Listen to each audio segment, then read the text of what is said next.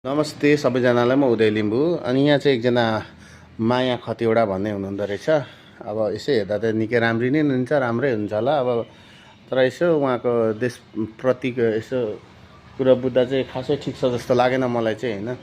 अब हर्क साम्पाङ भनेको यस्तो व्यक्ति हो कि सधैँभरि गरिब दुखी जनताको लागि र देशको लागि बोल्नुहुन्छ के।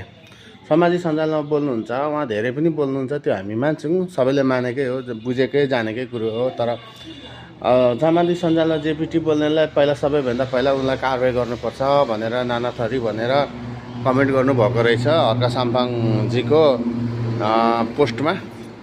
त त्यो कुरो अलिकति मलाई चित्त बुझेन के, होइन। एउटा माननीय जस्तो भयो अब तपाईँ अब हुनु त तपाईँको घमण्डमा अलिक ठुलो जातको हो भनेर त्यस्तो लागेको होला, होइन। अब हो हामी राई लिम्बू भनेको सानै जातको, हामी सानै मान्छे, केही फरक पर्दैन। तर उहाँ भनेको एउटा देशको माननीय हो क्या। तपाईँले मान्नु नमान्नु तर मम गर्नु चाहिँ अलिक सुहाउँदैन जस्तो लाग्छ क्या, होइन। तपाईँ पनि तपाईँको ठाउँमा ठिकै हुनुहुन्छ, तपाईँको ठाउँमा सही नै हुनुहुन्छ। तपाईँ घन्टीको अलिकति ठुलै फ्यान, ठुलै समर्थक जस्तो लाग्यो, होइन।